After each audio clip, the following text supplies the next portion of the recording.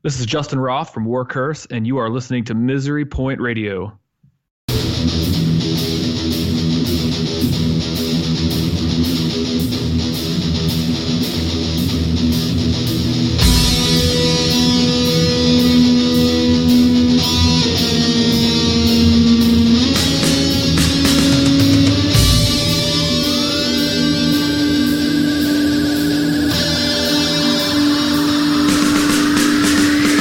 Welcome back! Thanks for joining me again on Misery Point Radio. Appreciate you being here, because you know what they say, misery loves company, right? And it does get lonely here in the wasteland, slinging out the piles of awesomeness you've all come to expect. It's a dirty fucking job, but there's nowhere else I'd rather be than right here with you, inundating the brainwashed masses with my special brand of podcast propaganda. But hey, truth and awesomeness are subjective. And of course, I encourage everyone to share their awesomeness and speak their truths, and that's just what you're about to hear from today's guest. So, a few months back, I met Justin Roth at an Exhorder show in Seattle, Washington. He was acting as their tour manager. Well, he wasn't acting, he was, and is actually their tour manager. So no acting involved. Well, maybe some acting. Anywho, Justin plays guitar and acts as primary songwriter in his own band called War Curse. And they're an absolutely killer thrash band based out of Cincinnati, and they've become really well known for producing some truly off-the-rails live shows. And they recently released their first full-length album called Eradication, featuring an absolutely killer lineup. And Justin agreed to hang out with me today to discuss all things War Curse, including an exclusive announcement regarding new material. And he dished on his various roles working with other bands, his thoughts on the industry, his experience on 70,000 tons of metal, and a brutally honest, no-holds-barred insight into the types of people and situations that set him off. And let me tell you, this dude doesn't hold back. Oh, and we also played a killer game of Who Sucks More, further solidifying his place in music history as the most sensitive and lovable artist of all time. So put on your big kid pants and belly crawl into your safe space, because you're going to need some painkillers after this one. And probably some therapy or something. But who knows, you might actually learn something. So, stick around and check it out, if you dare. Alright, so hey Justin, welcome to the show, man. Thanks for joining me today. Hey man, glad to be here. Yeah, you're a busy motherfucker, let me tell you.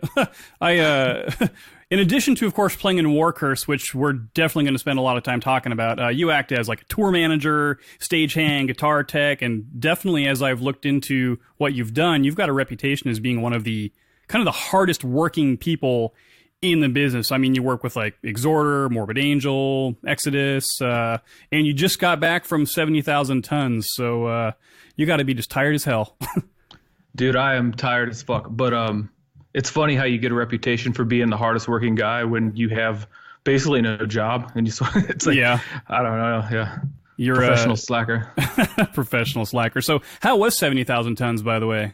It was crazy. That was the first time I'd ever done the boat, so I didn't know what to expect going in. I had talked to a couple people, of course, but weird experience. I'm not a cruise ship dude, as I found out. Right. My head, I'm still kind of sea legging and floating around a little bit.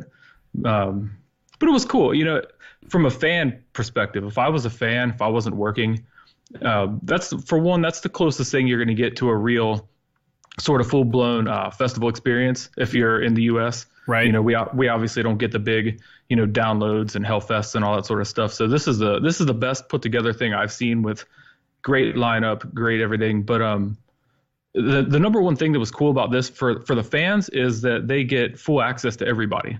This isn't like, you know, when we do Hellfest and you know, these big festivals, what most people don't realize is that the green rooms, they're sometimes a mile from the stage. You know, they're in a totally different area. Fans can't get there. You know, they normally drive you to and from the stage. So you're very isolated from the public. And on the boat, the neat thing is, it doesn't matter who it is. They're eating with you.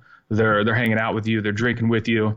You know, it's everybody's in the same spot. So fans get access to the musicians and bands, and you know, it's very intimate, very cool in that regard. Yeah, and were you there as a fan, or were you working? Were you guys performing? I was actually there with Exodus. I was tour manager, and I teched for Lee and Jack. Okay, awesome. So you were on the payroll this time around. Definitely. Yeah. Did not have to pay to get on the boat, thankfully. Yeah, I was looking at some of those costs. That's pretty legit. So, as tour manager for Exodus, is that something that you do regularly, or was that just for this gig? Normally, their TM is I think so anyway. Every time I've worked for them anyway, their TM is normally Robin Mason, who is also their manager. And but with this particular event, she was handling merch and a bunch of logistical stuff for 70,000. So she knows that I can handle that stuff. So she asked me to step in and take care of some of that. I'm normally just teching for them, just taking care of guitars and all that kind of stuff. Yeah. And so how did you get? I mean, obviously there's some 6 degrees of separation between you and a million other bands out there. But how did you end up getting with Exodus as far as working with them? Well, Craigan, who was filling in for Gary while Gary was in Slayer. Right. Craigan of Heathen. He is our manager. He manages Warcurse. Okay. And sort of the connection there, Jason Vibrooks played bass for Warcurse for quite a while. And Jason, of course, was the bassist of Heathen, bassist of Grip Inc. and a bunch of these bands. So also Exhorder. Yeah, and Exhorder, of course. So that's how I kind of got to know Craigan. And I came to Tech for him just kind of just fate, I guess, accident sort of thing. We were out with Exhorder, and we had a shared event together. We were playing together in Atlanta, and it didn't make sense for them to fly somebody in for one event. So I stepped up and just pulled double duty that night. And I guess I must have done a good enough job because they've kept me around since. I've done a handful of events with them, and it's been pretty cool. Yeah, that's awesome. So how was the Exodus set? I mean, do they do more than one? I'm not sure how the whole flow works on the boat. Yeah, everybody does 2 sets on the boat, which is kind of cool. You'll do 2 different stages. They give you 2 times completely at random. The first set was just kind of a mixed set, usual Exodus set, fucking violent, fast, heavy, fun. Right. And that was an indoor set. We played the big theater, the first set. That was actually on the first night of the boat. And then we closed it out. We were the last performance on the boat as well, and that was the full Bonded by Blood set. And that was a fucking banger. And that was outside. That was on the pool deck. So pretty neat. You guys closed out the whole show then? Yeah. Last performance on the boat. That's killer. Yeah, I saw some footage that some friends of mine were taking, and it was really bizarre to see like Possessed playing outside in the middle of the day with like water in the background. It seemed so out of element. But that whole environment, I'm definitely going to have to get up on that sometime because that just looks killer. Yeah, that's kind of the fun thing about it. And I've always found that amusing about festivals as well. Or just like when you see these tours, like Ghost, for example, opening for Metallica in the middle of the day with the sun fucking blaring, it's so out of place. It's so random, but it's kind of cool because then you see like you kind of get a better look at what they're doing. And I don't know, they can't hide behind theatrics and lights and all that sort of shit. They've actually got to put on a bit of a show. So it's kind of fun. Yeah. Right. And everybody's right there. So yeah, there's a little bit less to hide behind. Yeah. Who do you think, as far as the bands that played there, that maybe I'm not sure how many you got a chance to check out, but was there a standout performance that you didn't expect to be as awesome as they were? No, I mean, you don't get on the boat being a scrub. So, I mean, I expected the best of everybody.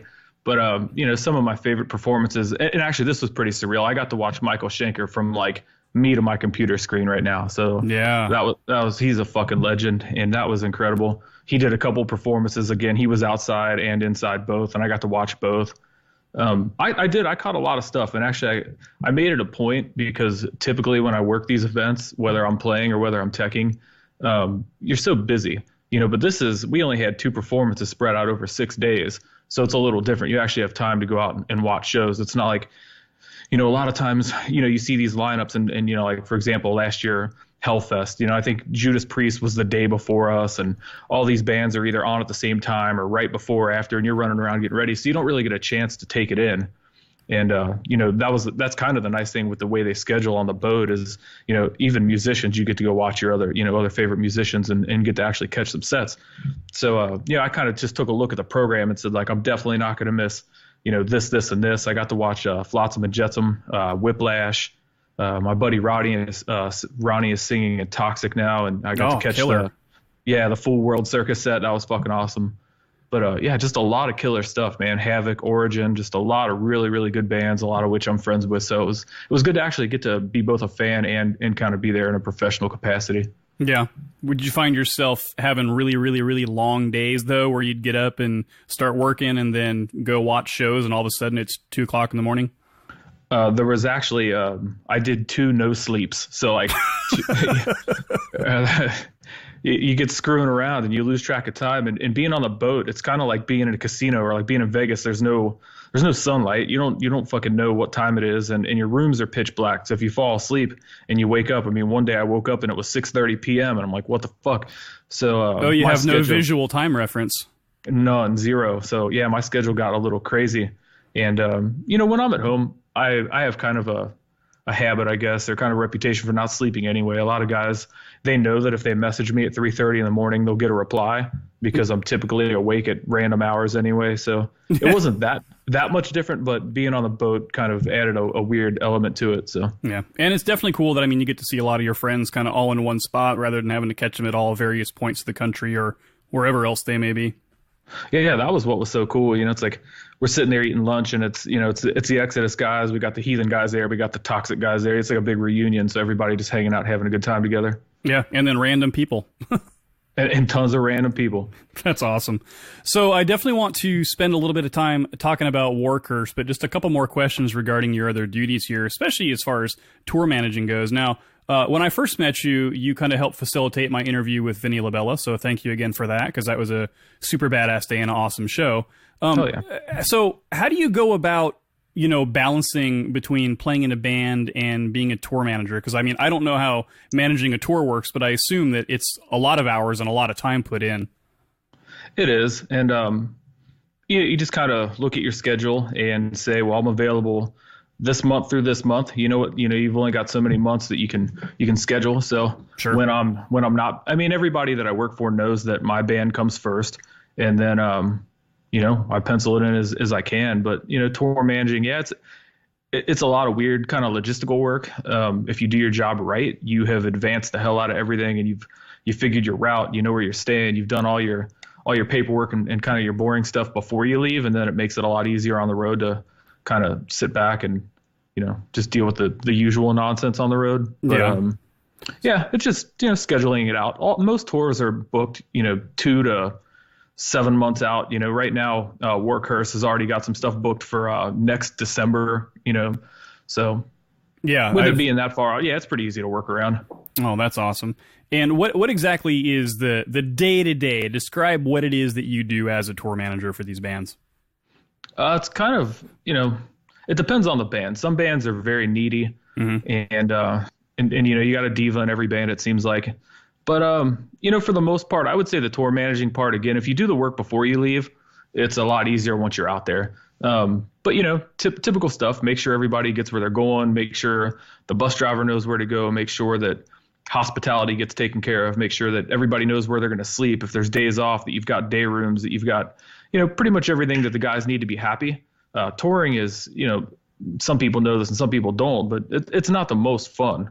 I mean, it's hard work. It's a lot of bullshit and a lot of restless days and a lot of sore muscles and headaches and disputes. And, there's just a lot of shit. So, as a good tour manager, my job, in my opinion, is to make sure everybody's happy, make sure that everybody, morale's up, everything's running smooth so that the shows go well, so that, because that comes across, a happy band, a band that's having a good tour is going to perform better. The fans will have a better experience. So, just try to make sure everything runs smooth. Yeah. Get everybody on and off stage on time. If we're the support band, making sure we're ready to go, make sure the opening band's off the stage on time, make sure the headliner's happy, and if we're the headliner, same shit applies, just kind of, juxtaposition the times or whatever. But that's pretty much what you do. You're kind of a babysitter to the stars, so to speak.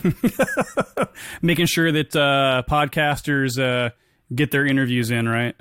Absolutely. I try to schedule them between 3 and 5, That's awesome. Yeah, Vinny told me that that tour was kind of like, how did he put it, like a geriatric show full of muscle relaxers and marijuana. That sounds like every Exhorder show. I don't know. Yeah, and you also tech for them, right? Yeah. I'm actually, well, sometimes we're fortunate. We get to bring Josh Murphy, my other guitar player in Warcurse. We get to bring him, and he's a phenomenal drum tech. He's been drum teching for Tom Hunting. He's been coming out with Exodus with me. But sometimes he'll tech for Sasha. But when we don't have the budget, or it's sort of up to their management. But when we don't have the capacity to bring Murphy, I'm the only tech for the whole band. So holy shit. I'm like the everything guy, man. I'm like the tour manager, tech, social media guy, you name it. So it's a lot of shit falls in my lap. Well, that kind of reminds me too, because I'm looking behind you and I see that red guitar. Now, is that the one that Marzi hooked you up with?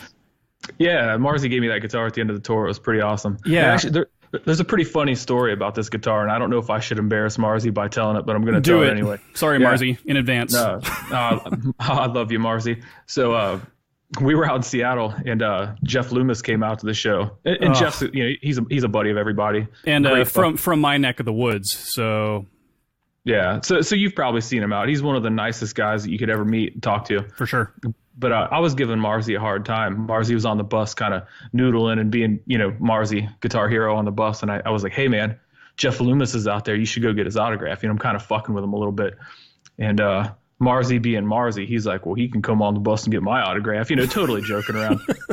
So what I did to fuck with Marzi is I went and I'll show you, motherfucker. I went and got Marzi's guitar out of the guitar boat. And I took it to Jeff Loomis and had him autograph it big as fuck on the back. And I didn't tell Marzi about it. And I just put it back. So later, Marzi finds his guitar with Jeff Loomis's signature on it, big as fuck, and it was super funny. That's awesome. Well, but then he signs it and gives it to me. So now I've just got a guitar with fucking Marzi and Jeff Loomis's signature on the back. That's so legit. That's so crazy. And I saw that video because obviously they put it up online, and it's here you go. Thanks for being badass, and thanks for all the hard work you do. And so, what was that moment like for you? Oh, it was cool. Marzi's a really good dude.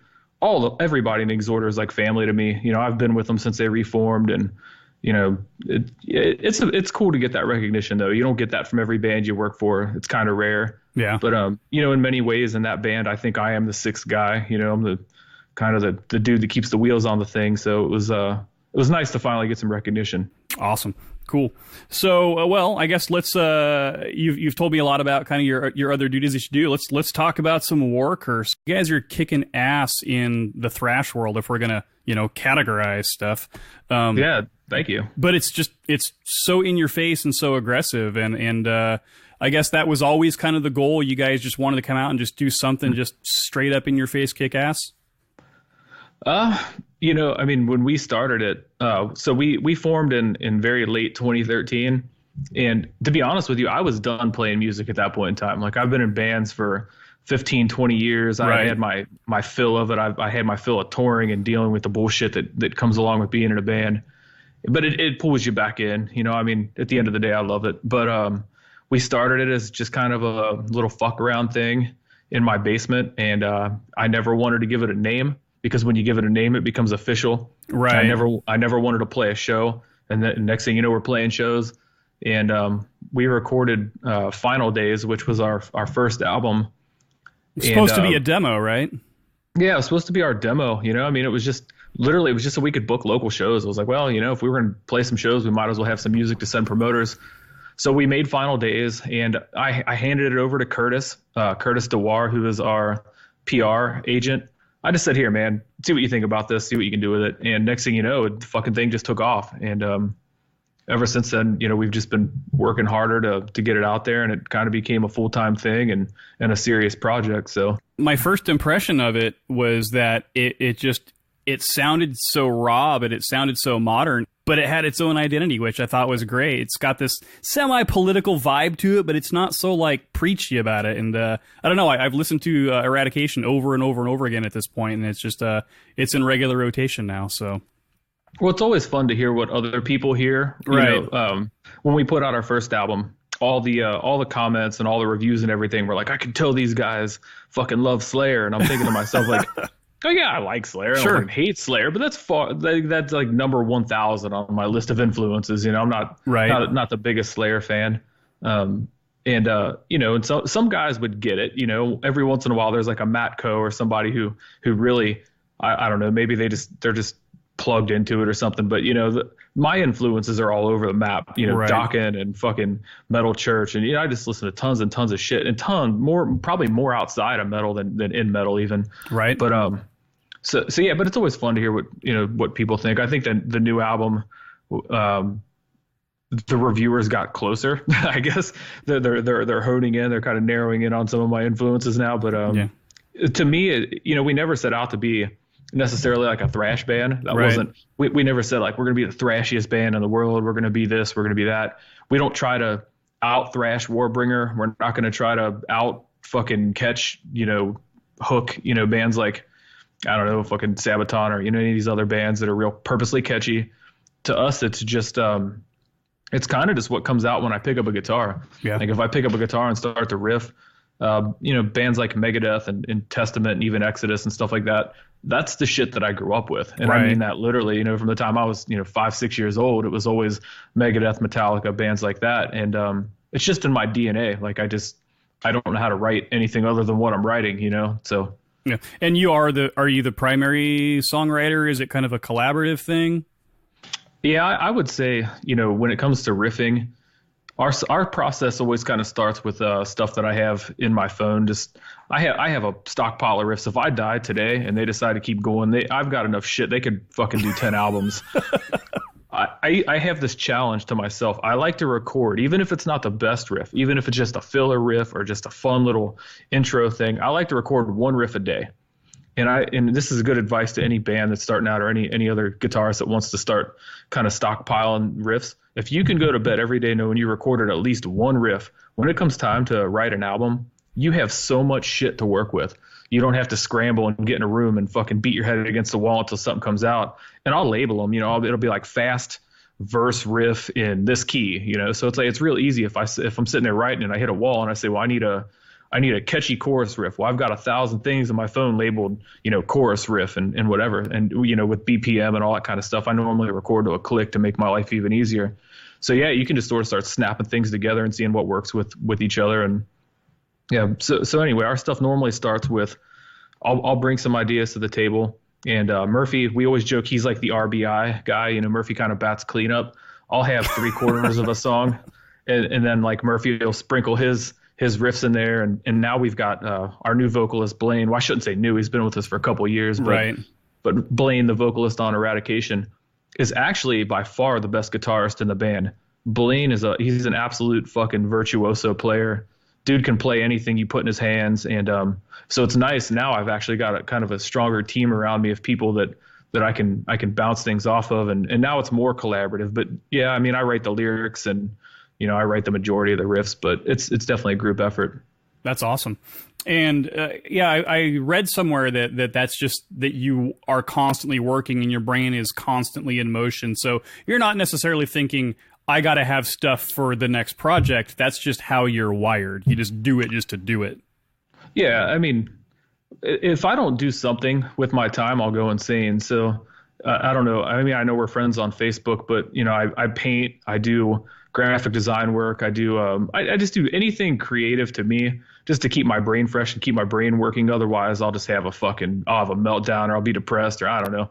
It's just that kind of shit. I just feel like you got to get it out. If you sit around stagnant, you don't do anything. The longer you don't do anything, the harder it is when you go to do something. So It's kind of like the body in motion stays in motion sort of thing. So, whether it's art or whether it's picking up the guitar or whatever, I have to do that shit or no one will want to be around me.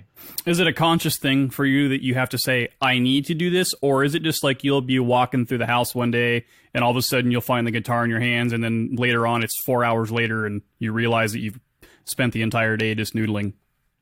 Both. I'm not a big noodler. I'm not a big shred guy. I can play enough to get by. I'm a big riff guy. And, yeah, like right now there's a guitar like 2 inches away from me. There's a guitar right behind me. There's a guitar in every room in my house. Right. And little practice amps everywhere. So, if I get something in my head, I can throw my cell phone next to an amp and hit record and just, fucking riff out for a little while. So I don't know if it's necessarily a conscious effort. I never have to force myself to do it. I think a lot of guys have to really commit and say, I'm going to do this. Like to me, I don't have a 9-to-5 job. I mean, I do a lot of freelance design work and other stuff and I own a screen printing business. So like, my money sort of comes in as it comes in. And the rest of the time I'm free to fuck off, which is kind of a nice luxury to have as a musician. Yeah. But yeah, so I mean, for me, it's just natural. If I see a guitar sitting there and I'm bored, I'll just pick it up and start wanking and, 9 out of 10 times something usable will come out. So I just put it in the bank and save it. Awesome. And you have a library that you have your own code as a reference point. I need this, and just go to the phone and there it is, or do you dump it down into your computer later on and re-listen to them, or is it just kind of like it's there until you specifically want it? Kind of both. And what we'll do, when we start, like right now, here's an announcement. We're like 3 songs into the next album, recording. We're in the demo process. We're in the studio working. But so what we'll do is like we'll get together, and I'll actually just start to dump them in the computer, because then once you've got 5 riffs for a song, and you can start moving shit around, you can see what works, you can start playing with vocals and stuff. So yeah, like a lot of times I'm selfish with my riffs in the way that like I don't share them with the group all the time. I'm not one of these guys that like records something and then immediately shares it with the band. We don't keep like a Dropbox folder, and I don't know why this is, but I just don't feel right like handing that shit over until it's time to use it sometimes, or I don't want it to be taken out of context and judged. A lot of riffs don't stand on their own. Sometimes they are just kind of like support riffs, or like riffs that would fit under a solo or something busier, so they're not that fun to listen to by themselves. And so sometimes if it's something really cool and I want to build on it, I'll send it to the other dudes and let them kind of sink their teeth into it. And if they have any ideas that'll work with it, then maybe they'll bring them to practice or bring them to the studio or whatever. But yeah, most of the time it just rots in my phone until it's time to use it. So for rehearsals then, when you get into the actual rehearsal stage, is that where these ideas start coming together and then the song is constructed, or is it you bring it pretty much almost done and they just kind of everybody finishes it up with little bits and pieces here and there? Yeah, I mean, I bring it like kind of 3/4 done, but if there's something that needs to be changed to like support the vocals or, whatever it is, I'm not like a dictator by any means. It's not, this is the fucking riff, learn it, love it. I'm definitely open to suggestions. And, when you have a, good support team around you, when you have good guys, and, even now, being managed by Craig, and I've been sending Craig and stuff, and he's been giving me feedback, and that's fucking awesome to have, actually. So yeah. I do value that, so yeah, I'll bounce stuff off of people and see what they think. And, Well, I think it's time to check out a song from the Mighty War Curse. This is the title track off their full-length album. It's called Eradication.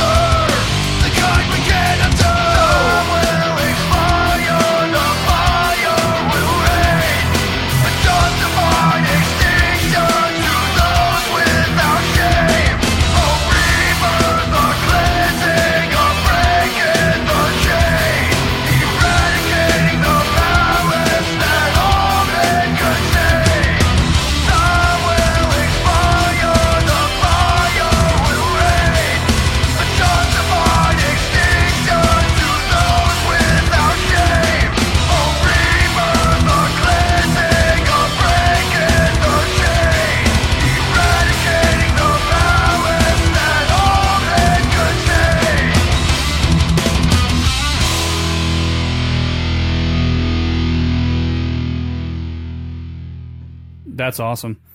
So when you guys are out playing live, right, you're doing these live shows, you have a reputation for being really high energy. Do you think that War Curse is kind of by default a live band? Is that what you think you're the most known for? Yeah, I think so, and I take a lot of pride in that. There's so many good bands they're amazing recorded, and you see them live, and it just doesn't live up to it. And one of the things, and maybe it's to our own detriment, maybe I don't know. It's just it's like my musical integrity. I try not to record things that I know I can't do live. Sure. You're not gonna hear a bunch of studio magic. We don't have 97 layers of guitars that aren't gonna be there when you see us perform. You know, there's just not tons of shit. You know, we don't make these big fucking huge production albums that we can't live up to.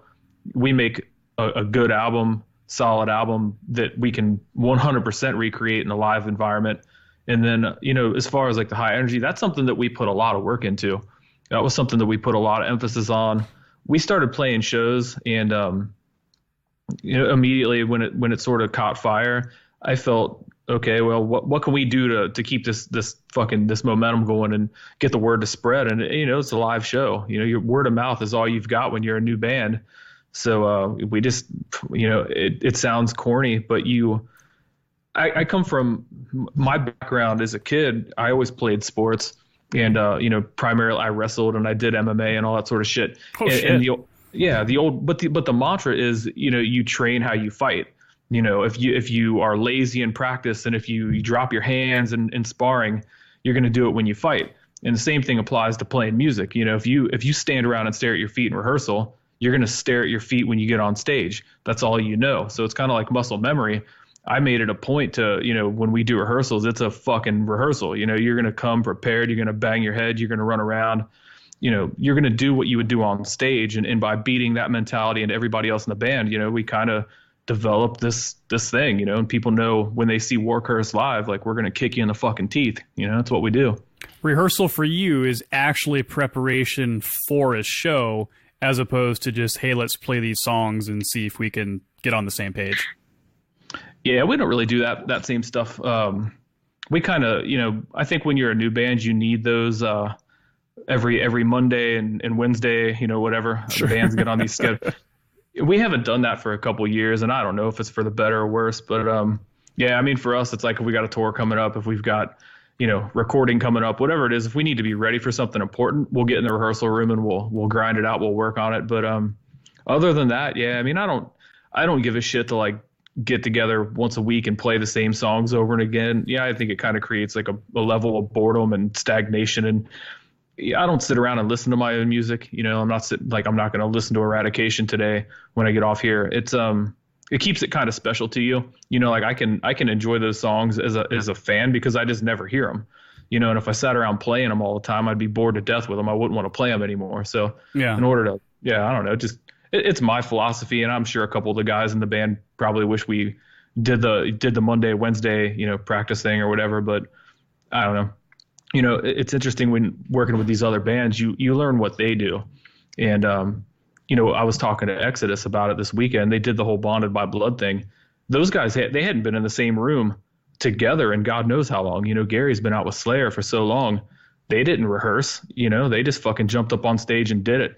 And it's like I saw a meme floating around years ago, and it was one of those like, what if I told you could come to band practice prepared? You know, what if you could practice at home? And to me, that's key. You know, if you show up at practice and you haven't played the songs, you're wasting my fucking time. You know, like I want you to at least come to practice ready to rehearse, you know, you know the songs. I don't want to have to spend my whole night showing you riffs that you already should know and could have, you know, refreshed at home. So yeah, it's called doing your fucking homework.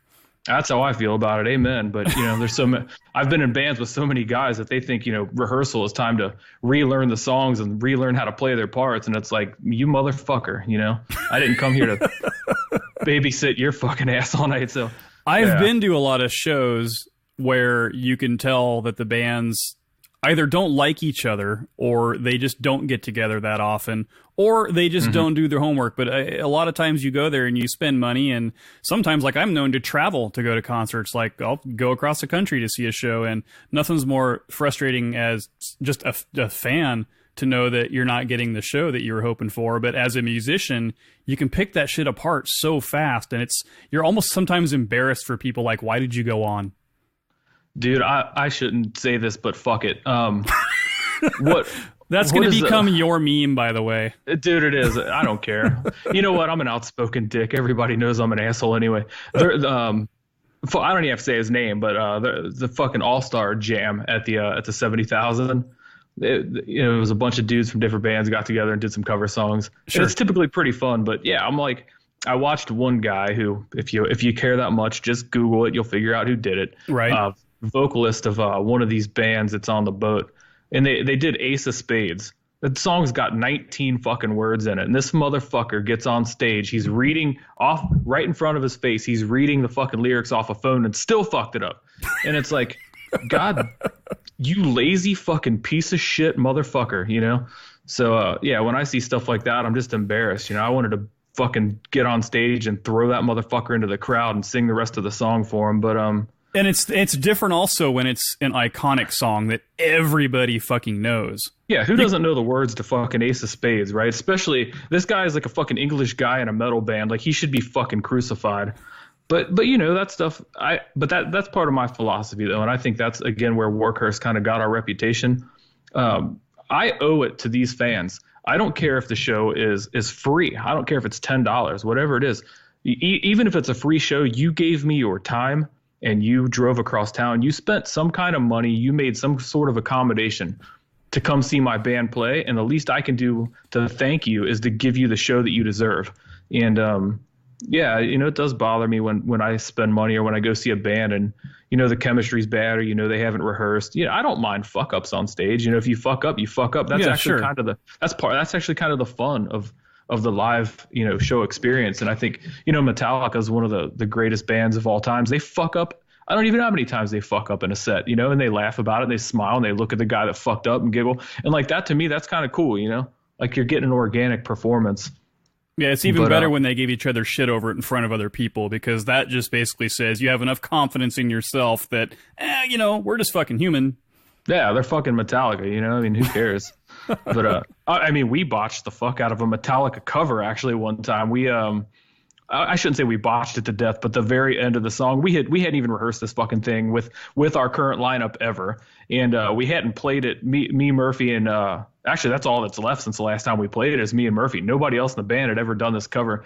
And we played this Cincinnati. It was like a metal reunion, bunch of old bands that came before us got back together, and they asked us to kind of play it, bring in a crowd. And yeah, we did Trapped Under Ice, which is a really fun cover. We've done it over the years, but yeah, we fucked the shit out of the end of that song, man. Right the little bridge before it goes back into the intro riff, drummer got off, the stage was terrible, nobody could hear shit, and it was just fucking funny, man. We all laughed about it. The crowd had a good laugh, got on stage and sang with us. Who cares? You can't take yourself too fucking serious, but like, you can still come prepared though. If you're playing your own shit, you got no excuse. Sure. Yeah, like you said, a fuck up is one thing, but just lack of ability or lack of motivation will definitely come through, and people can pick that apart just so fast, and that just sucks. Well, the other thing you were talking about is like bands that don't get along with each other, and that's an interesting thing, and that's actually, it's so much more common than you would think. Yeah, and, I've seen it. I've seen it a lot now because I've had the opportunity to see a lot of bands, and I would say that probably at least half the time there's at least one or two that don't get along, if not the entire band, which just makes me wonder, why the fuck are you still doing it?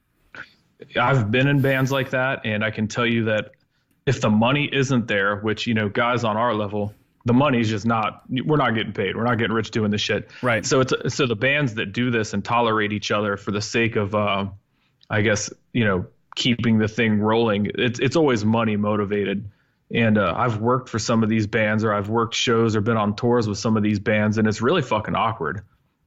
You know, it's they don't speak to each other on the bus. The bus is real tense. They fight a lot, and you know, being somebody who's just, you know, crew, or just, you know, even worse when you're the tour manager and you have to put a Band-Aid on this thing and make sure nobody kills each other, and you know, the fights get resolved. It sucks. You don't want to step in and be a mediator in somebody else's band, but you know, it's a very strange dynamic, you know, and I know there's a lot of really big, like high profile bands out there that, like the guys can't stand each other and they'll just get on stage and that's the only time they see each other. I've heard stories of guys with their own buses because they can't stand being on the bus with, you know, the guitarist or the vocal, you know, whatever it is, they don't get along. So, you know, if it's a paycheck, I guess you don't get to pick the people you work with if you have a 9-to-5 job. And music, if that's your job and your livelihood, you're just going to do what you have to do to make it work. That is an element I think that a lot of people don't think about, is for some people, music is a job. And while a lot of us would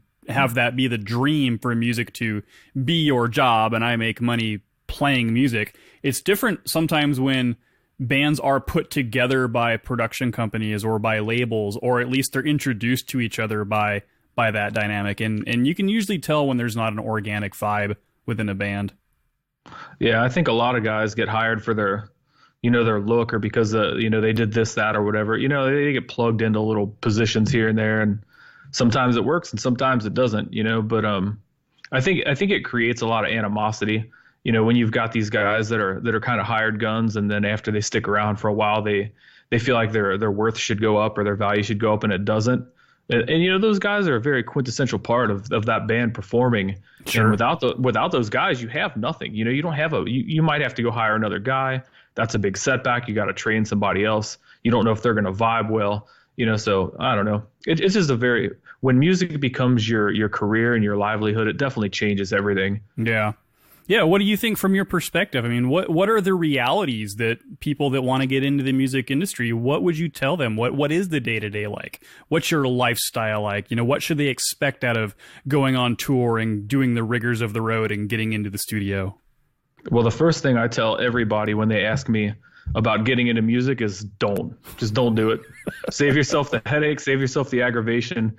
Become a fucking pharmacist or an accountant or something that pays a lot of money with kind of minimal effort. Just do that.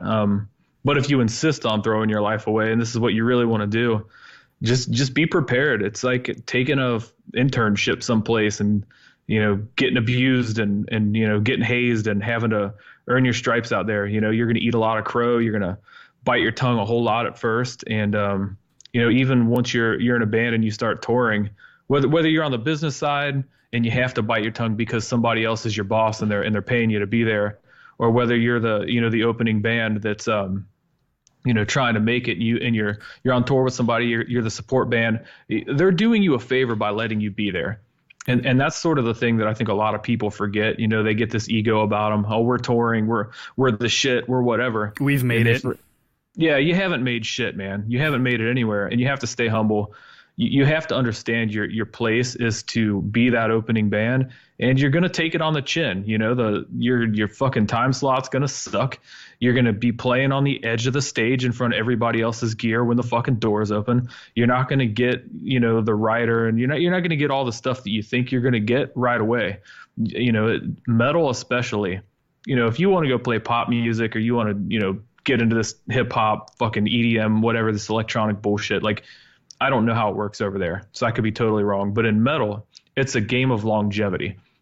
You know, you can look at the bands that people consider new bands, you know, especially in thrash metal, which is, you know, kind of my genre and my circle.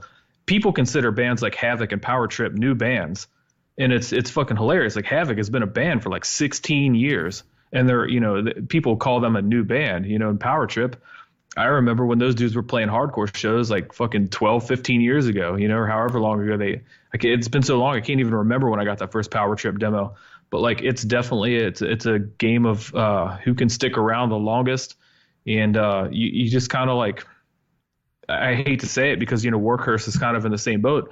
We're just waiting for some of these old motherfuckers to drop off so we can get our turn. You know, it's like, we're going to earn it. You know, I'm not saying we're just going to, you know, by default, we don't expect somebody to give us anything, but it's like, right. Yeah, you know, we're a thrash band, and, you know, bands like Testament and, you know, Exodus and all these bands, like, they still got a lot of life in them, man. There's a long time between now and when bands like my band and Havoc and, you know, Warbringer and these other thrash bands, before the spotlight's ours. You know, we've still got to live in the shadow of these fucking legends for quite a while, you know. And then, you know, what'll happen is it'll be like, oh, hey, look, out of nowhere comes Workhorse, and you're like, fuckers, out of nowhere.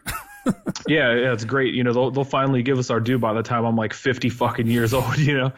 But but that's the game. That's the nature of it, and in the meantime, the cool thing is you get a relationship with these guys and they help you along, so, guys like Craig or, these other dudes in these bands, they want to see you succeed because they genuinely do care about this genre and this style of music.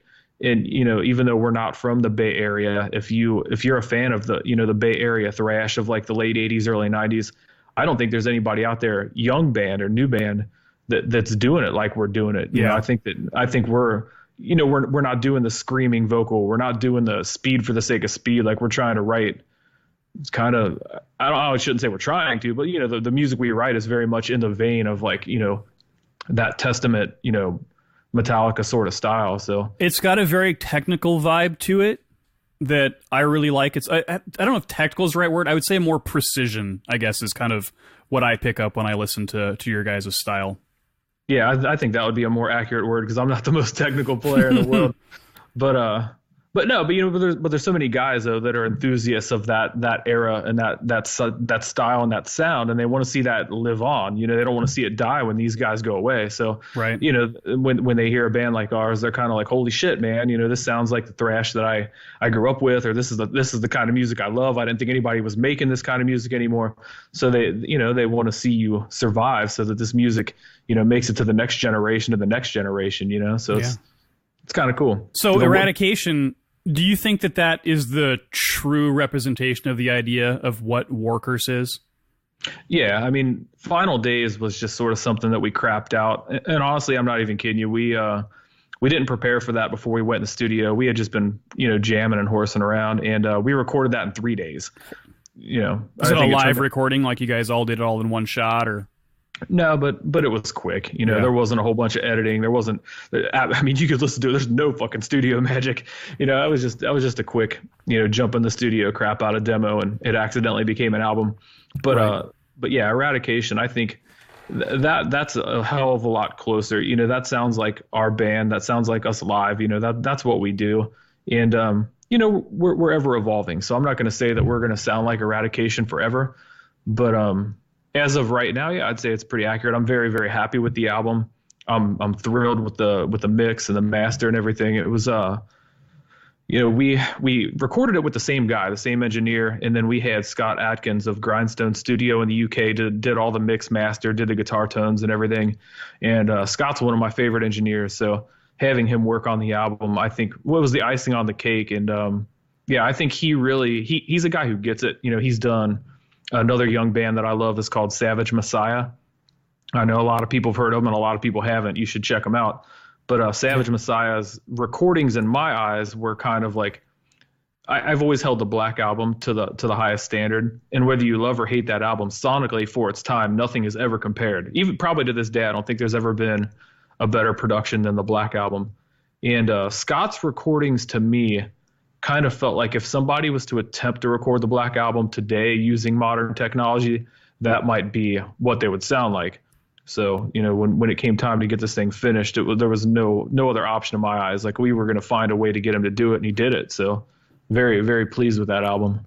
And so you'd mentioned that you dropped a little bit of an exclusive, that you're actually working on some new material on an official level, past the noodling stage. Are you going after the same sonic qualities that you got out of Eradication, or do you think you're going to try to get it to go in a little different direction? I hope it's better. We haven't picked an engineer yet for the official recording, and Craig Ains hooked us up. He's got a couple guys that are looking at us, and we've got a couple guys we're looking at on our own. Scott being one of them. If we can get the budget to go to England to do the album, we're gonna try to do that. It's kind of our first option. But I hope we can do better than our last album. I don't ever want to make the same album twice. I don't want it to sound the same, but I also, I refuse to move backwards. So right. It's gonna have to, be better. Awesome. Well, we're looking forward to definitely checking out what you have coming down the pike here for sure. I wanted to, you kind of touched on it a few minutes ago, in a way, but as I was doing some research, of course, your Facebook profile says 75% of you would probably hate me. Are you that intense, or are you really just a fucking prick? Oh, man. Or are you just brutally honest? I think I'm honest to my own detriment sometimes. A lot of the political stuff, Anybody who knows me, they know where I stand politically. And, I think socially, I'm a pretty liberal dude when it comes to fuck whoever you want to fuck. I don't care. Smoke whatever you want to smoke. Do whatever the fuck you want to do.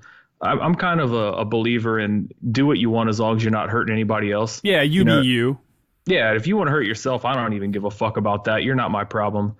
But, when it comes to foreign policy, when it comes to, physical issues and budget and all that sort of stuff, I tend to lean, a lot further to the right. I think the problem, not to get all political, but I just think I've always been very centrist. And, I kind of straddle the fence. I think one party has good issues on X, Y, Z, and the other party has better issues on A, B, and C. But the left has just gotten so fucking crazy. It's like the goalpost has shifted to they now talk about Barack Obama like he's some kind of horrible conservative figure, and I just laugh my ass off. Like, I don't know what the fuck has happened to the Democratic Party. So I make these posts, I speak my mind. My publicist has advised me to maybe tone it down a couple of times, but I reel it in a little bit. I don't know how to do it, man. I don't know how to do it. I'm me to my own detriment, and fuck it. Some people love it, some people hate it. At the end of the day, I don't try to put too much of that shit into our music.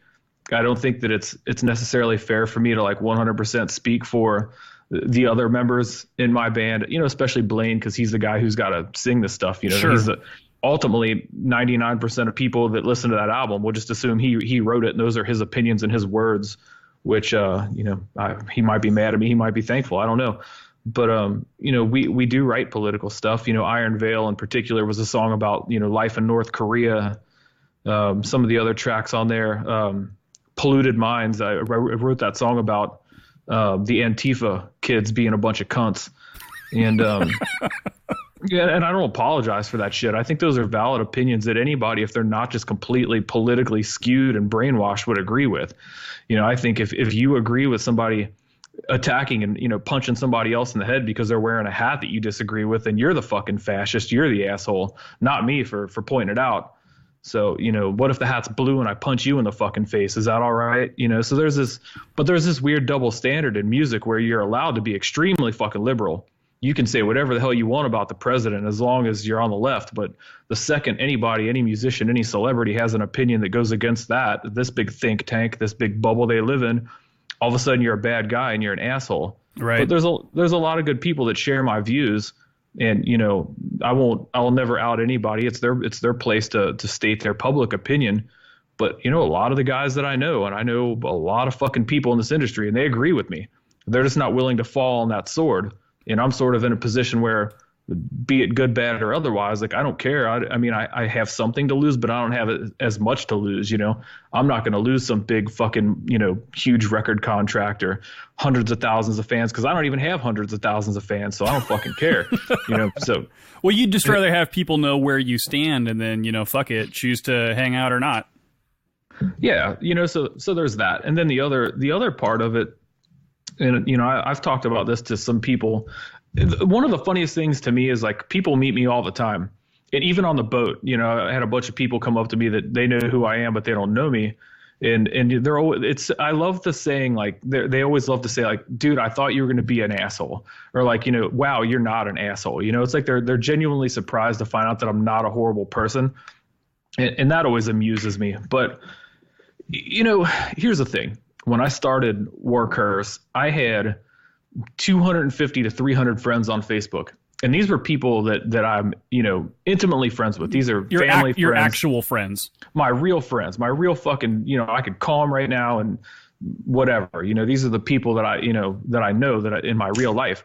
And through the band and through, all the other shit that I do. Next thing you know, I turned around, and at one point, before I purged my account of all the weird racist hillbillies and all these fucking people, just these off-putting weirdos that were adding me, I jumped up to like 4,000 friends, and I started like anybody with a rebel flag, anybody with a racist meme, anybody with a stupid fucking opinion. Like I just started deleting everybody slowly, and now I'm down to like 1,500. But the point I'm making with this is like a lot of these people that add me, they don't know me. A lot of them just want something. Right. And it's kind of a weird place to be, whether it's like, it's a young musician who And trust me, man, I will help anybody. Like if you message me and you need a hookup for a show in my city, you need to know who to message here for this, that, or the other. Like I'm totally down to help you. But if you friend request me and you don't even so much as say hi or introduce yourself, and the very first thing you do is start asking me for, to get backstage, to get a guest list spot, to get a guitar pick, to get, whatever it is that you want, or if you just want, who can I contact to get on your record label, or, whatever it is, like, dude, I don't know. That doesn't sit well with me. Sure. So I've sort of, I limit what I post on Facebook that is my real life. I keep everybody, it's sort of my way of keeping people, at an arm's length, I guess. So by being this character, this outspoken dickhead on Facebook, I guess I've made myself less approachable and less accessible to a degree, but I also, I'm not putting pictures of my family on there. I'm not putting pictures of, the people I'm dating or, whatever's going on in my real life. That's nobody's business, and so it's kind of my way of guarding myself, I guess, from some of these crazy fucking people. Yeah, no, that's awesome. But that being said, I was hoping that maybe you would indulge me in a brutally honest game that I came up with this morning called Who Sucks More? I'm totally down for that. And I figured you would be the perfect person to break in the new game on Misery Point Radio. So, all right. Who sucks more? Lazy/inept band members or lazy/inept road crew? Band members. Yeah. And the reason I say that is you could have the best crew in the world, but they're not going to play the show for you. Yeah. So, yeah, you band members, absolutely. All right. That was for all you guys out there in podcast land. All right. Who sucks more? Shitty front of house sound guy or shitty promoter? Oh my God, that's so tough. Oh, fuck. You just opened a can of worms. Yep, that's what I do. The biggest thing, this is my fucking gripe. Let's just put this out there. I'm going to fucking rant for a second. One of the things that chaps my ass more than anything is that promotion is a fucking lost art form, okay? Yeah. It used to be, and there are guys that still do this to this day, and I'm going to shout out Will Feiner of Transplant Productions in Cincinnati. I showed him the ropes. I took him under my wing when he wanted to move to Cincinnati, and I said, this is how you got to do it, man. Nobody does it old school anymore. And this motherfucker, he's out there. I got my coffee right here from Jet Age Records down the street. Wonderful record shop. But you can't walk in the door without seeing 10 of his posters on the wall, handbills on the counter. You can't go to a show without this guy shaking your hand and inviting you to the next show. He's old school. He pounds the pavement. He gets the people involved. He holds the bands accountable, but he doesn't do any of this bullshit ticket sale fucking nonsense. There's no pay to play bullshit with this guy. I wish there was a Will Feiner in every city, but there isn't. Yeah. A lot of these guys, these promoters, they think that promoting is agreeing to take a show. Half the time they try to fuck you on pay, or they don't want to agree to your guarantee, or they want to stick you with a door dealer. Whatever sketchy fucking business practice they're involved in. Depends on the level of the show, of course. But then they think that promoting is making a Facebook event page and just blasting it out to the people on their friends list. But that's fucking bullshit. I don't even know. I'm at fucking hundreds, maybe 1,000 fucking event invites a week, and people don't look at those things anymore. Yeah. I could not even tell you what the fuck is in my event invites. And even if I'm bored, I never open the thing and try to figure out what's going on, because I've got to sift through, Don Juan's fucking taco party and, some girl's gender reveal party and all this other horseshit. I just don't fucking care. There's too much of that crap. It's too saturated. Now people don't pay attention to it. It's lost the face-to-face value. It is, but if you book a band, especially a young band, especially a smaller tour, if you book that band and you don't promote that band, you have done everybody a disservice, from that band to their crew, to their management, their record label, the members of that band, the fans of that band who might not even hear about the show and might miss it, yourself, the venue, because they don't make the money they should make. You have fucked everybody. You should do everyone a favor. If you want to promote on Facebook and you don't want to do your job, don't fucking book that show. So, yeah, but shitty front of house, that ruins the show for everybody too. I think if the front of house sucks, just stand as close to the stage as you possibly can, and maybe you'll get the monitors, or maybe you'll just get the stage sound. I'm going to say shitty promoters. Shitty promoters for the win, or I guess for the loss. Yeah. Sorry for the rant. That was epic. Don't apologize. All right. Who sucks more? People who constantly ask for free merch, or people who ask you to sign 50,000 things at one time? I would say free merch, only because, if the guy wants you to sign 50 things and he paid for them, like at least he's helping you out. I don't mind signing stuff. In fact, I kind of enjoy it. It used to be very weird. I come from the punk and the hardcore scene. That's where I kind of cut my teeth and played shows for the decade plus. And it's very uncool in that genre to get an autograph or to have somebody sign an album. I'd never signed shit. I put out albums on multiple continents. I never signed a damn thing until I was in Workhorse. And, I was signing shit, first and second show, people were coming up getting autographs. And it used to be super weird. And I felt like a rock star dickhead doing it. And I didn't like it. But now it's kind of cool. It's kind of flattering.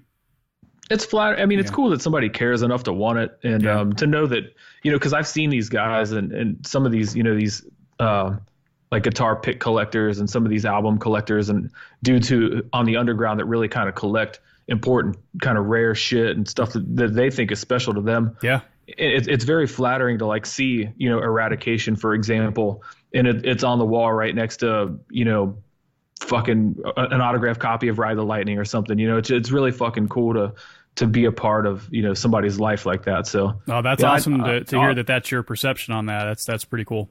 Yeah, man. I mean, I'm 100% for hanging out after the show with the fans, sign whatever they want. I'll give you the shirt off my fucking back. I'll give you my last guitar pick. I don't give a shit. As long as you're cool and that's not the only reason that you want to get involved or you want to message me or whatever, I'm totally down with that. And speaking of merch though, I meant to ask you this earlier. What percentage of a band's income do you think is merch related? It really depends on the band. Yeah. The bigger bands that I work for, they still make pretty good living, as far as, show income guarantees and all that sort of stuff. And they can even still make money off of a record, which is that's a whole nother discussion. My generation, you pretty much give your music away at this point in time. Like the contracts are bad, and with streaming and everything, we're not grandfathered into the sort of treatment and the sort of budgets and everything that these other guys get to make an album and points and all that stuff on the back end. We get sort of fucked. So, Workhorse, like 100%, if you want to support us, there's nothing better that you can do to support us than to come out to a show and buy something from us at our table. And we're gonna get our merch store back up soon. I actually build websites for a living, so I have no excuse to be so lazy. And but, you design your own merch, don't you? Yeah, I design and print the merch and everything. But so we'll have on our website. We have a great website, but we haven't got our merch store back up. I've been so busy touring that I haven't had time to launch a new web store. So it'll be up soon for anybody that wants to buy anything. But 100%. I mean, even bigger bands, they still rely heavily on that merch money. We all joke that we're just traveling T-shirt salesmen, because we're not making a damn bit of money to show up and play. We probably, I don't even know how many thousands of dollars we lost making our last album. Right. We set ourselves a personal budget and we blew it wide open. And fuck it. Yeah. But yeah, merch definitely helps. Merch is the difference in us eating and getting to the next town, or dipping into our bank accounts and going home in debt. So and I think that goes for most bands. Yeah. So buy the merch and they'll sign it for you. Absolutely. Cool. Awesome. All right. Here's a fun one, because I hear about this all the time on both sides. All right. Who sucks more? People who take gnarly shits on the tour bus, or people who don't shut up on the tour bus? For one, you should never use the toilet on the tour bus. Rule number one. Number one only. That's all you're. Yeah. If you're doing a number two on the bus, you're breaking the cardinal rules of the tour bus. People who don't shut up on the bus. I've toured with some people that don't shut up on the bus. I don't know which is worse. But the nice thing is I don't have to. If you fuck up the toilet on the bus, you're an asshole. But that's your problem. You're the one that's they'll fine you for that. You get called out for that one. No, but like the bus company will charge you for that. Like if you fuck up the toilet, you have to, or you fuck anything on the bus, like you got to pay for that shit. So that's your problem. But I can always hide on my bunk. And throw on your headphones or something. Yeah, touring with Morbid Angel taught me to hide on my bunk. So wah wah. Yeah, 100%. Brutal. All right, so the loser of that battle is People Who number 2. Don't do it, guys. Knock it off. Yep. No crapping on the bus. We got a couple more here for you. All right. Overly preachy, stuck in their ways, old school bands, or overly preachy, stuck in their ways, old school fans who tell you what you should do for the next album. Well, I don't think anybody should ever tell a band what to do on their album, be it good, bad, or otherwise. I think that you have to respect that artist, and it was a very tough pill for me to swallow. Metallica has been my favorite band since I was a kid, so I can understand where people are coming from. Like everybody wants another Master of Puppets, but you got to understand that these guys are in their 50s and they can't physically do another Master of Puppets. Right. So it's not my place to tell that band how to sound or how to do their job. I just have to pick and choose what I like and what I listen to. Bands that are overly preachy. Randy Blythe comes to mind. He's kind of a opinionated guy who's always out there, and it's the risk you run, and I run the same risk. It's kind of what I was talking about earlier. Like, you're going to win some, you're going to lose some. Some people are going to really agree with what you have to say, especially, if you're kind of on the orange man bad fuck Trump bandwagon right now. Seems to be a pretty popular bandwagon to be on. So there's not much risk there, but there's still in metal.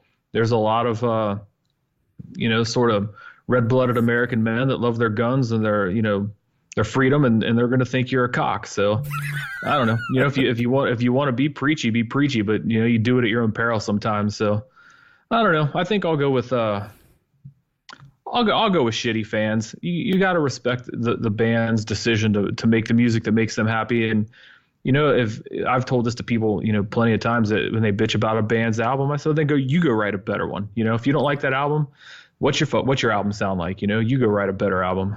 Yeah, Vinny specifically was telling me that he caught a bunch of shit from the purists even before More in the Southern Skies was released. And that blows my mind, because that album is so fucking good, man. Right. And I say this strictly as a fan. I don't say this as somebody that works for Exhorder at all. The first time, so I heard that thing in process, of course. Like, I heard scratch guitar track demos, I heard cell phone recordings, I heard initial rough cuts, and all the way through the final thing. And I mean, to me, that's how you make an album. That's how, especially a comeback album. You figure those guys hadn't put out an album in what, like 27 or 29 28 years, something like that. Yeah, something like that. Yeah. I mean, almost 30 years. And to come back with that motherfucker, oh my God, dude. I mean, I just got goosebumps talking about it. Like, that fucking album, to me, it's got the riffs, it's got the groove, it's heavy, the production's amazing. Sasha Horn is a bad motherfucker on the drums. Yeah. In my opinion, he's one of the most criminally underrated drummers in the world. And what can you say about Kyle Thomas that hasn't already been said? So it's like you're getting everything. You're getting it all on one album. And Jason Vibrooks. Oh, Jason, of course. One of the other hardest working dudes in the industry. He is. I mean, that's where that groove comes. Jason holds down the low end, and he didn't attempt to, play every riff note for note. I think that's a thing that it's kind of a rookie move. I learned this, actually. I never knew what a real bassist was until I was in a band with Jason. A bass player to me was always just a failed guitar player, or a guitar player that couldn't find a band, and Jason plays bass. He plays bass lines. He adds groove. He adds a heavy bottom end, and it shines on that Exhorder album. So yeah, I mean, anybody that hates on that album, I mean, as Kyle says, you go fuck yourself. But there's always that purist. Oh, it doesn't sound like Slaughter in the Vatican. You know why? Because Slaughter in the Vatican sounds like shit. I'm sorry to fucking break it to all you guys out there that love that album. I love that album. I love those songs, but it's not a sonically good fucking album. It's not, the thing with More in the Southern Skies that I love so much, from my point of view, is I'm on the stage with these guys every night. I know what this fucking band sounds like, and that album sounds exactly like that band. Yeah. And it's rare that you can say that. There's these bands out there that can't catch that lightning in a bottle. They can't recreate their live show. I don't need to say names, but there's a lot of them. There's these bands that are hype bands, and you get all stoked on their album, and you go see them, and it falls flat. And Exhorder is not that band, man. Exhorder, it's kind of funny. I've said this before. I worked for either of them, but I think that the two kind of most violent, whip the crowd into a frenzy bands out there are Exhorder and Exodus. Yeah. You know, and I'm lucky enough now to work for both of them, and to see that. To see how they can fucking fire that crowd up and create pure violence in a matter of seconds, it's something to really experience. So yeah, I don't know. Purists can fuck themselves. Quoted, memed. There you go. Yep. All right, and I got one more for you, and this one's dedicated to you. All right, okay, who sucks more? People who fault musicians for not reinventing the wheel, or people who fault musicians for reinventing the wheel? Oh my God. Yeah, that one hits home. So I know. Sorry. Yeah. Well, you definitely did your research. You know, one of the things that I loved, all of the reviews for Eradication, and this is across the board, every magazine, every website, everything from Metal Hammer and fucking Revolver all the way down to, you know, dickhead in a basement.blogspot.com. It's like the reviews were glowing. I don't think I saw a single bad review for this album. But even like, you know, the 9 and 10 out of 10 reviews, they felt the need to just point out that we didn't reinvent the wheel. I know, I read them all. Yeah, and I just want to say, well, who the fuck who has reinvented the fucking wheel in thrash metal in the last 30 years? You know, you want to suck off these fucking second wave and third wave thrash bands. And not to throw anybody under the bus, but like, pick any of them. You know, did Death Angel? I love Death Angel more than most, and I'm not taking a crack at these guys at all. Or Violence. What fucking wheel did Violence reinvent? You know, some of these other guys, it's just they're old now. They get held to a different standard than I do. But you know, my 2 cents is like, if the wheel isn't fucking broke, why the fuck do I need to reinvent it? You know, I didn't steal anybody's riffs. I didn't steal anybody's song structures, songs, vocal phrasing. There's not one fucking second of that album that you can point to and say, well, this is from this band, or they took this from that band, or they were influenced in this part by that band. There's nothing on there that is aped or borrowed or anything. It's 100% original material. And I'm sorry if you hear, you know, a Testament influence in there. I'm sorry if it is too Megadeth for your, you know, whatever. I didn't set out to write an album that sounds like something other than thrash metal. I wrote a fucking thrash metal album. It's going to sound like thrash metal. And, you know, I don't know, if you don't like it, don't fucking listen to it. But, yeah, so that, it kind of chaps my ass. So I think the answer there was obvious, but what was my other option? What else? Is there another option? Okay, so it was, I see I lost my notes already. I was sitting here. It was people who fault musicians for not reinventing the wheel, or people who fault musicians for reinventing the wheel. Well, we are a cocksucker either way. I mean, that's, you know, for real, because, you know, if a band does go out and they do something, you know who I'm going to defend here? I'm going to just go on record. I love the band Ghost. Okay. And so many fucking metal snobs, and this goes back to those elitist, purist fucking assholes that only like the first 2 albums of some fucking obscure band that put out a demo recorded inside of a trash can in 1983. Fuck you guys. You know, but a band like Ghost comes along, and I'm not even saying Ghost is a metal band. I think this is where the problem stems from. Right.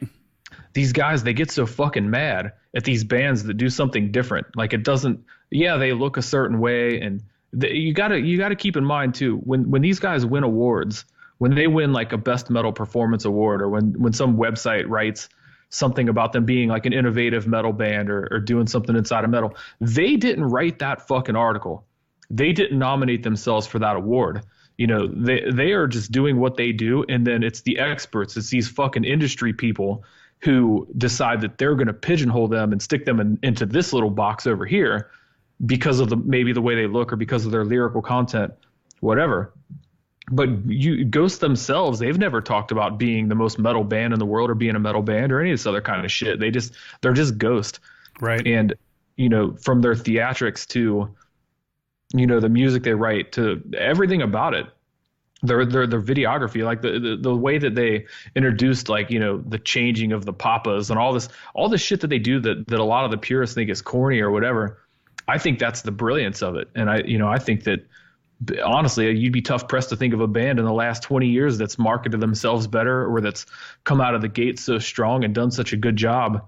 So, if it doesn't sound like anybody else, that's fucking awesome. That's why they're so fucking successful, because they don't sound like anybody else. They sound like Ghost. So, yeah, I mean, if you just want to listen to the first, 3 Arch Enemy albums over and over again, or whatever you're into, I'm not even picking on Arch Enemy. If you want to listen to if you only like Venom, then go listen to fucking Venom. I'm not going to tell you otherwise, but, yeah, I think, some of that closed-mindedness and some of that inability to, accept new bands and accept new ideas and new sounds, that is sort of the metal industry's problem. And I think that's from the top down. In thrash metal, it's a little different because, we're sort of traffic jammed by all these guys who already kind of do the same thing. But there is this like inability to look 10 years down the road. I think it's going to bite a lot of record labels in the ass. I think it's going to bite a lot of industry people in the ass when they realize that they have not created the next crop of headlining bands. Slayer's gone now. Metallica might have, 5-10 years left, but when these guys start to drop like flies, when these guys get too old, thrash metal is a hard fucking genre to play. It's hard. It's hard when you're in your 20s and 30s. It's a physically demanding genre of music to play. And when these guys are gone, like, who the fuck is going to headline, Hellfest? Who is going to headline these massive 100,000 person theaters? Who's going to fill these venues? It's I think there's a real need for people to start getting behind younger bands and start accepting new ideas and all this shit, because what's going to happen is you look at the biggest bands now, these quote younger bands. We talked about how people think Power Trip or whatever is a new band, but if every old band retired today, how big of a room could Power Trip really fill? And that's not a dig on those guys. They're a phenomenal fucking band. They deserve to fill much bigger rooms. But what is depressing to me as a music fan is that I think about, 10 years down the road, am I ever going to see another big performance? Like, am I going to ever go to, Riverbend in Cincinnati or, Klipsch in Indianapolis or any of these really awesome outdoor amphitheater style music venues, these big, or go to an arena show with a big light show and a big stage and all this crazy pyro and all this shit? Because no fucking band on my budget's ever going to have that shit, and nor could we even fill the fucking bathrooms at fucking Riverbend, like, let alone the 40,000 person fucking lawn, So I don't know. I just think that some people really, really need to stop and think long and hard about this, because they're going to put themselves out of business. And if you're a fan, you're going to be very lonely, very disappointed, and very fucking bored with a wide open schedule when there's nobody to watch if you don't start accepting some of these new bands. Yeah, there you go. So, wow. So my answer to that, I'm sorry, that went a little long, but my answer is both of those people really fucking suck. So, equal suckiness on that answer. Equal suckiness, 100%. There you go. So, fuck both you guys. Yeah, fuck everything. Awesome. There's my positive. Yeah. Well, hey, I appreciate that indulgence on who sucks more. There you go, breaking it in. All right, but check it. But you know who sucks the most, right? You know it. I know who I think you think sucks the most. Are we talking about bands? Who sucks the most? Are we talking bands? We're talking bands. I think that you think sucks the most is a band that rhymes with, I don't know, Sacred Reich. I want you to say it. Sacred Reich. There you go. Sacred Reich sucks the most. Oh, where does your deep-seated hatred of Sacred Reich come from? I've got to know. We've only got another, I don't know how much longer until this thing stops recording. Right? It just goes way back, huh? It goes back, but man, you want to talk about new albums that, Exhorder and, all these bands these legacy bands, it seemed like, for one, right now, all these record labels are jumping on these nostalgia acts, like, because it sells. I can't fault them for it. If you want to sell a quick 10,000 units right now, and you're a record label, you're not going to invest in my band that can sell, a quick 2,000 or 3,000 units. You're going to invest in some legacy band who, based on name alone, can quickly move the needle and disappoint a bunch of fans, but you already got their money, So, yeah, if you look down the line and you look at who's put out killer albums since reforming, or even just after a hiatus, like everybody, I thought that Megadeth Dystopia was the best album that Megadeth had put out since Rust in Peace, which is maybe a bold thing to say, but I love that fucking album. And even Metallica, they get shit on, like Hardwired was an amazing album. Repentless wasn't a bad album. Anthrax, I thought that Worship Music was a pretty good album. All these legacy bands, and Overkill's always put out great albums. Oh yeah. Yeah, so you look at these older guys and it's like Death Angel's last 4 albums have been fucking masterpieces, and same thing with Testament, Exodus. All these guys are putting out great albums. And so I expect that, if you're going to reform, if you're going to put out an album after a long break, like, goddamn, man, you've had 25 fucking years to write this thing. It better be good. And Sacred Reich put out this uninspired piece of shit album. Sonically, it fucking sucks. Musically, it's mediocre at best. There's no memorable riffs. There's no great memorable vocals. There's a couple of good solos. The drumming is really good, but aside from that, they just phoned it in, man. I just felt like it was a cash grab at best, and I don't know. And then I see all these people sucking their ass, and I see them, headlining over bands that deserve to headline over them. And to me, I just like, as a fan, I'm just like, I don't fucking get it, man. I'm tired of this, this stuff being crammed down my throat as like, oh, you're a thrash guy, you got to like this, you got to be on board with this band. And everybody tells you, like, you can't talk shit, you can't say this, you can't say that. But I have a fucking opinion. And I just think that opinion, and a lot of people agree with me. I've been on other interviews where other hosts and shit have said, they fucking totally agree with me. I just think that album's a piece of crap. So, and Phil's a fucking corny dick. So there you have it. Well, no mincing words on that one. Nope, none at all. Awesome. Well, dude, this has been absolutely killer, and I've sucked up an insane amount of your time, more so than I expected. So I want to thank you for coming on the show. What can we expect from the next few months from Justin Roth and from Workhorse? Well, from Justin, I don't know, man. Don't expect too much. You'll be let down. But yeah, Workhorse is about to announce a tour. We're working on something. We're gonna put some miles in this year, so that's pretty cool. We're working on this new album. We'll see where things end up. I think we're going to have some exciting shit going on. We're going to announce some festivals and some other stuff we've got going on. Keep your eye open for that. For me, I don't even know what's next. I've got the Exhorder Overkill tour coming up. So come and hang out. If you want to shoot the shit on that, I'll be at all those shows, and who knows, but yeah, just grinding as usual. Cool. And what's the best place to keep up with your schedule and your projects? Where can they stalk you on social media land? You can add me on Facebook at your own risk, but if you want to keep up with my band, obviously just go to workhorse.com. You can go to facebook.com/workhorsemetal.